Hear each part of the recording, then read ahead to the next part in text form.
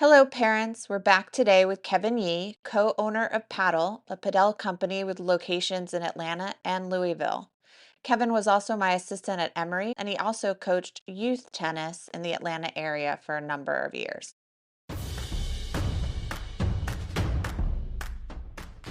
What are some values that you think are important for parents to teach their children to make sure that they are leading a healthy life with their sport? Oh, yeah, that's a good question. It falls down to a lot of just life values, working hard, showing up on time, putting the effort. All these things I think are very important to kind of hammer down, especially at a younger age, to create that as more of a habit and shape them in those ways. The coach also needs to make sure they're instilling those values too. And I think at the end of the day, it is a sport. It is supposed to be for fun, but it's not the all and be all. I know that's something that I remember you emphasizing as well when I was with you, and is that there's other things happening as well in your life and in the world as well that may sometimes be bigger, but it again, it's a fun thing. It's something we get to do, and so I think that's also really important to kind of put that in perspective. Absolutely. Yeah, I used to feel like when I was coaching at Emory that I lived in this bubble. And I never really understood the bubble until I left the bubble. Meaning like we would go to these tournaments and it was like do or die. Like we wanted to win, almost at all costs, right? Like this is what we've been working for. We wanted this. Like, we went in there like, ready to eat nails to get this done. And then the tournament would be over, win or lose, and I would walk down my street here in my neighborhood, and not a single soul knew what I had just been through at whatever tournament we were at that felt like the world to me. But there's my neighbor, Susie, pushing the baby with her husband next to her, and they're just enjoying the day in the sunshine with no idea of the war zone I had just come from, or at least the war zone I perceived it to be. It was so baffling to me how, like, I would get so consumed with everything that I was doing at Emory. And that's just that perspective piece got so lost because we were a driven coaching staff. We really, we had goals and we wanted to reach them, but sometimes we would lose sight of everything else that's important. And leaving the bubble was really healthy. And so I always, remind my student athletes that I work with now that this feels really important in the moment. Like particularly, let's talk about recruiting, right? In recruiting, you sometimes my student athletes will go to an event and there's 30 coaches lined up to watch them perform. And imagine the pressure that these student athletes are feeling like, holy cow, that's a lot of eyes on you. Sometimes they're 15, 16, 17 years old. So it's really important for them to be able to look at those eyes, stare right back at them, but also to recognize that once they walk off that court and leave that tennis center or soccer field and soccer complex, or, wherever they are, the pool, they leave the arena, whatever it is, everyone else is doing something else. Like they're all engaged in something like that is a small sliver of what's going on in the world right now. So that perspective, I think, is really important to remind our student athletes.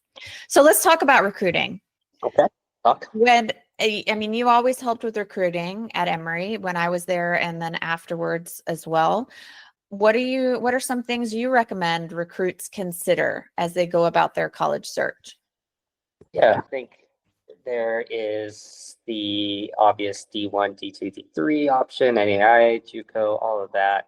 So I think there's different perspectives to kind of consider in terms of what their experience wants to be. I think in the general speaking term with Division 1, I think it's a little bit more sport forward. Their focus is a little bit more on their tennis and wanting to kind of surround their whole, I guess, college experience around the tennis. I think that may be a little bit more for that student. I can't speak personally in D2, but D3, it's a little bit more on the all around experience. Generally, some of the D3 schools are more academic focused as well as tennis. And so there is a little bit emphasis on a all around experience. in those terms. Not saying you're not going to get that in the other divisions, but that's just kind of speaking on some personal experiences there. So I think that's one thing to consider as high schoolers are looking into their schools. Are they more wanting to go to a high academic, go to a more tennis focused school, those kind of things to consider. I think the size of the school is also important to some people. Like I went to a school of 1,600 students, and that was okay for me. For some, that may not be the best choice. So I think size of school is going to be somewhat important as well as location. But I think overall, regardless of what school you want to go to, I think it's really important to kind of consider the coach and then also the team because you're going to spend a lot of time with those people. And I think I definitely encourage a lot of people to go on college visits to be able to get to know the team, get to know the coach more, kind of spend a little bit more personal one-on-one time with everyone is, I think, very, very important. And also kind of explore a little bit into the team culture. I think is very important as well. And I think that's something that sometimes can be missed. And also is very sometimes hard to be able to find out or kind of gather because that is going to be also a very important part of the process for players and as they kind of figure out where they want to go to as well and what those values of the team culture could be. There's times where I've heard quite a bit, going afterwards, like, oh man, I just didn't have the best. So you kind of want to find that out if you can and kind of see how people enjoy being at that school and playing for that coach. I think so important as well. So what do you think is a healthy team culture? I mean, you've been around teams. You played, like you said, at a smaller school in the middle of Ohio and farm country, Amish country. Played there. You coached with me for many years. You've worked with many other athletes that have gone to other places. What is healthy team culture from what you've seen and what you've heard? Yeah, I think it's going to be definitely have to set from the coach to start. I think a healthy team culture is everyone has very similar goals for the team, and everyone does things for the team. Being able to have that mindset, like at the end of the day, we're playing for each other, playing for conference championship, playing for a national championship, and so from that, showing up to practice, showing up to privates and training, I think, having that singular goal is good. But also, I think really importantly is to be able to find understanding within your teammates too, because you're not going to be friends with every single person on your team. You're not going to be best. I mean, you're going to spend a lot of time with them. You're going to have good friends on the team and have lifelong friends with them as well. But there's also some people you're just not going to get along with. And that's okay. But I think at the end of the day, as long as you find that middle ground with them, while you are together, while you are with them, you're going to be traveling with them too and going places and playing alongside them. Sometimes they're your doubles partner too. And as long as you kind of find that understanding, I think that's also a really good kind of life skill to have as you kind of move into the professional world. You're not going to get along with every person you work with, and you're going to have to work with them directly. And if you're not able to find an understanding between them, you're not going to be able to get that common goal or that common job done. And in this case, for tennis, winning a national championship, that can make or break a match as well. So that is probably in the core root of things, one of the most important things of a team culture. Yep. That's great. That's really good. And you mentioned lifelong friends. Didn't you start your company with a friend from Kenyan? So that's actually correct. Yes, it's a teammate of mine. He's 2 years younger than me, so he came in as a freshman. I was a junior, and that's we started this is almost 2 years ago now. And we were out actually on a cabin trip out in Montana with 8 college guys. When we were out there, not to say I guess too much, but sometimes 3 a.m. business ideas hit, and we we came up with this idea, and at that time and after that, we didn't really follow up with each other for a few weeks, and he called me up and was like, "Hey, I was kind of serious about doing it," and I said I was kind of serious too, and so we went from there. So 6 months after that, we had started breaking ground on our location here in Atlanta and opened up just about a year ago. That's amazing. Amazing. See, I mean, these relationships that you have in college, no matter whether or not you're best friends with everyone on the team, which you aren't going to be, you're still going to have these connections for life. And your network that you create in college is a network that you call upon for your future career and your future livelihood. So you're perfect prime example of that. I love that. To go back to the team culture, have you ever coached anyone that just didn't have the same goals as everyone else on the team. Sure, yeah, that can happen. Everyone has different priorities, and that's okay. I think it's okay to have that until it's affect the team itself. At that point, there's going to be a crossroad of, if you want to continue, here are the standards, here are our goals, and if that's something that you can keep going forward with, great. If not, then I think there's other paths that may be better for you and better time spent for you as well. That could be a hard conversation to be had, but again, at the end of the day, that's just the reality of it. Maybe sometimes they didn't want to come and play tennis at school and could have been driven by other forces, coming out of high school. And I've seen that happen more oftentimes than not as well, from college, from high school, from junior kids that I coach. And that's just the reality of it. And again, at the end of the day, that's okay. What sometimes we see is it's tough because it's tough on the team, but also if that's what the kid wants and what that person wants, that's probably could be better for them at the end of the day. Yeah. Yeah. If their goals aren't aligning with what the team goals are, it's like you said, it's just better to cut ties and move on without that person. I love that you mentioned that sometimes student athletes come to college and they're driven to join a team by other forces. What are those forces? It might not have been their goal to start with. I know. Whose goal? Whose goal is it?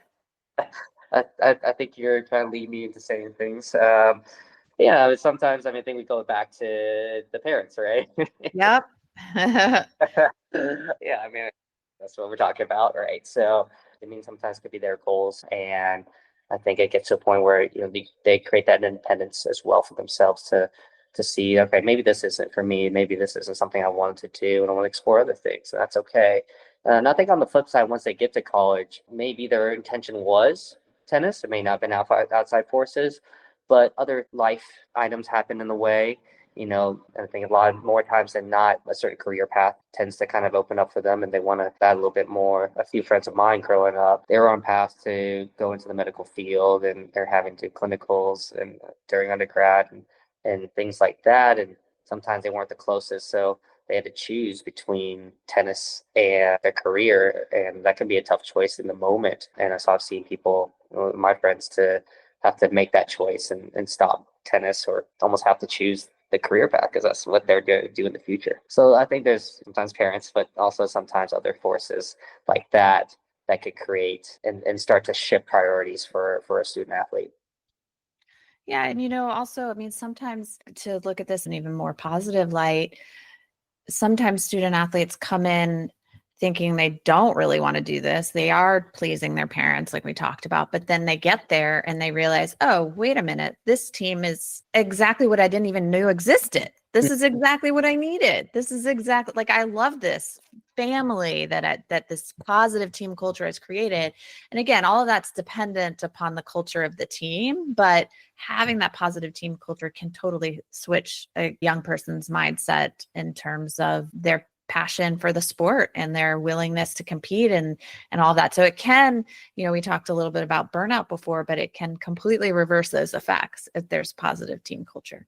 I agree with that. And I think one aspect also that I didn't really touch up on, which I think is somewhat important as they are looking for a team and getting recruited, but also I guess it kind of ties into this priority and the love for the team. And I think playing time is also a big goal to that as well as I get into this. But I remember one player that I was coaching, he was going to college. He really wanted to play for a highly ranked team or higher ranked team, I should say. And all the players that are coming in are very also highly recruited, highly talented. Some were more highly ranked than him. And so I think the coach had also noted that as like, hey, you might not come in and start and play. You may have to be on the bench and train for a while before you have the opportunity. So I think that's something that you also have to weigh in as a player to know that is a possibility and if that is okay with you. There's also other colleges that were maybe not as highly ranked, that were maybe a little bit below that school in terms of tennis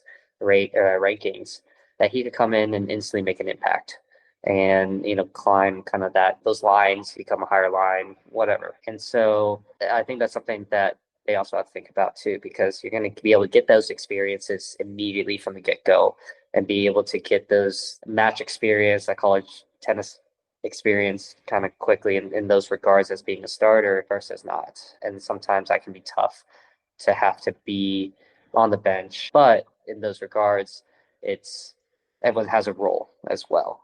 You know, whether you're not playing that day or playing that day, I mean, everyone has an important role in winning. And again, comes back to team culture too, is how are those players practicing? How is their attitude as well when they don't get to play? And that could be a tough conversation to be had sometimes as well. That's really important, something that we emphasized, I think, with you and also with Bridget too. Is that's an important role to play, and you may get your chance, you may not get your chance, and that's a real possibility. So again, kind of going back to the recruiting part of that, what is important to you? Because the reality of it as well is as more kids are coming in the next year, you may not get those experience, you may not get those match experience, and these kids that coming in are getting this match experience as a junior player playing every day, and that could outweigh it sometimes, and that could make a break. More oftentimes than not, someone that does not get much playing time tends to continue on that, and it's hard to break out of that sometimes too. So it's something to think about as students are going into college and choosing schools. Absolutely. So what did your player do? The one that was looking at the highly ranked teams, what did he choose? He chose that highly ranked team. I think And how much did he play his first year? he didn't play much, and he ended up transferring out. Uh-huh. Where did he transfer to? Did he continue with tennis or did he give it up? No, he continued tennis. He transferred to another school, but Uh-huh. where he got playing time where he could play. And how was his experience at that place? I think he had a lot better experience. You go to these practices, you're training hard, you're getting up, 6 a.m., going to school, you're having to balance all these, and you want to see that hard work come to fruition as well. That doesn't, it can be frustrating, it can be tough, and then you start to question, all right, what am I doing this for? And also work my whole junior career for this experience, and I may not be getting the experience I want. So that also becomes a crossroad. Is do I then focus a little bit more on other things and spend my time other ways, or do I want to go somewhere else that I can make a impact right away and get that playing experience? Absolutely. Yeah. I mean, these are big crossroad decisions, like you mentioned before. And I imagine that this player of yours was really fortunate to have you as his coach from a young age all the way through to be able to talk these things through with him. So, on that note, like, what is your fondest coaching memory? Oh, there's a lot. There's a lot. So winning nationals in 2021, being there for that, of course you can't beat that. I remember in 2023 we were at nationals and we were playing Wesleyan, and we always have a battle with them as the quarterfinals. And it came down, we were up 4-3, and I remember it was down to line 6 with Alexa. She was battling out there, and starting to get tired, cramping a little bit. It was tough, going to the third set and just kind of fighting tooth and nail. And Elida at line 4. Also, she was upset and lost the second set, and both players were getting super tired. And Alexa unfortunately couldn't pull that one out, so then became 4-all. And Elida was just battling out there, and it was just a matter of just grit at the end of the day, because the other girls started to cramp up a little bit. Eventually, when the light was up 5-1, couldn't really move much. Kind of came down to that one moment, and I hate for the other teams to have to end it like that. It was cool, not cool, but it was good to see everyone just kind of fighting that day. Having that common goal, as we talked about at the end of the day, and trying to win that national championship. But it was just cool to see everyone kind of fighting to the very end. Fortunately, next round we lost, but it was a good it was a good moment for us, and so I think that was a really cool experience to have, to go to the DR, Dominican Republic. So I was fortunate to be in a year that we coached to have to be able to go on an international trip. Well, Eliza winning individual fall ITA her freshman year, that was really cool to see her do that. As a one last one, we were at Elon, and this was the very last match we had before we go home. So this is Sunday night. It's getting dark. Long weekend, full of matches. Iris was playing this one girl from Campbell University, and this was probably a 2 or 3 hour match. They're probably closer to a 3 hour match. And I know some people had exams the next day and needed to go study. And so, at that moment, everyone was just there for her, which was pretty cool. He was just grinding and battling. And it came to, I think she saved 4 match points and won 15-13 in the last set tiebreaker. Cool to just see like everyone was just very supportive, putting their own personal things aside for her. I think that was also somewhat a turning point for Iris too, to realize some things that she was capable of doing. Yeah, it's so fun. I love hearing these stories of coaches' moments because really, I mean, your stories, yes, you had a couple winning stories. I just want to point out that in 2021, I was coaching and we won the national title. In 2023, I was not coaching. You did not win the national title. Just pointing that out there. Not that winning is, everything, as you pointed out, because you did have some memories, like traveling with the team. I have so many wonderful memories traveling with the team internationally and domestically, of course. And then, but the common thread through everything, really, I mean, on a serious note, the common thread is really just the grit, right?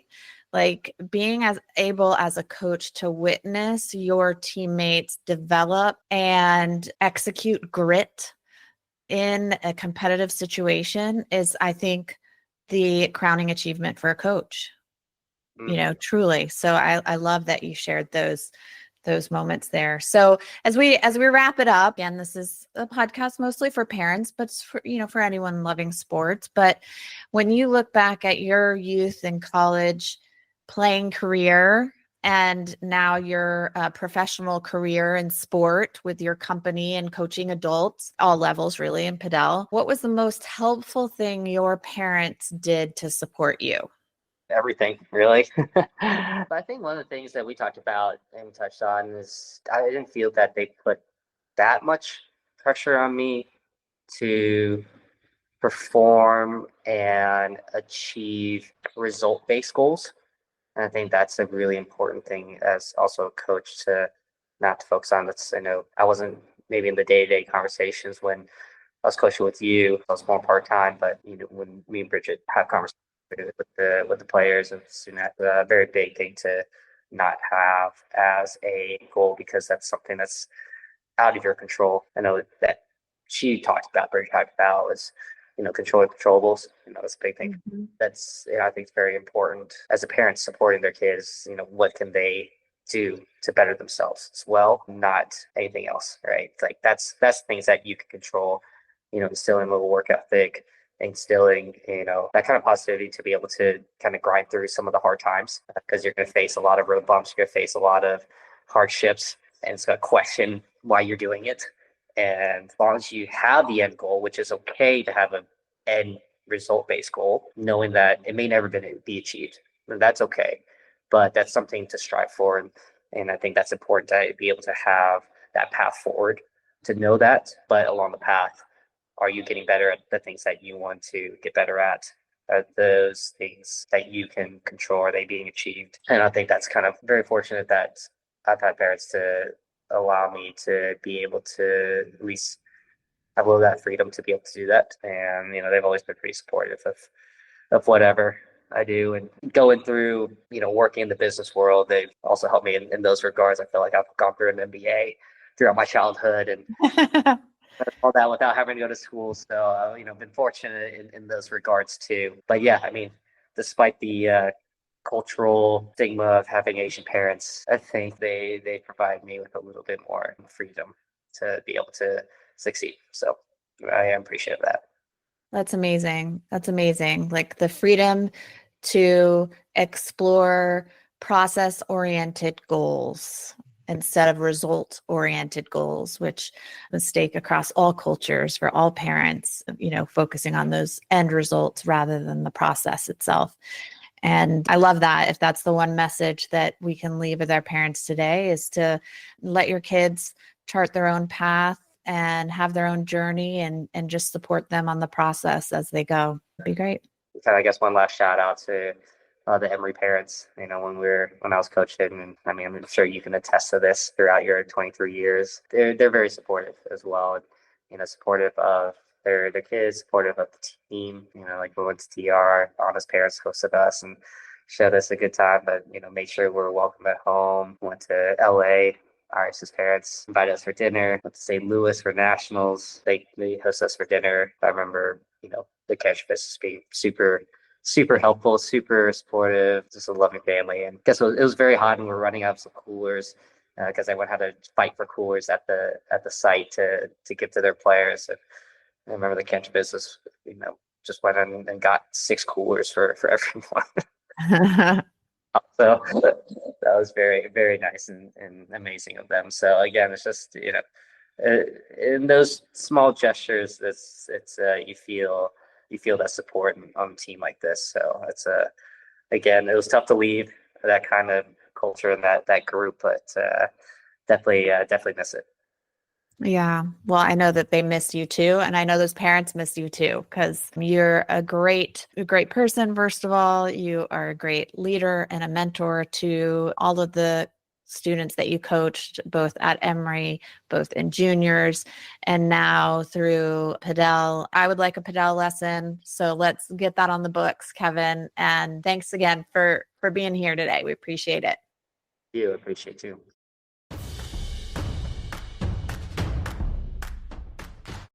If you haven't played padel yet, it's a fantastic racket sport, relatively similar to pickleball and extremely popular outside of the US. Look up playpaddle.com, that's PlayPatl, for more information.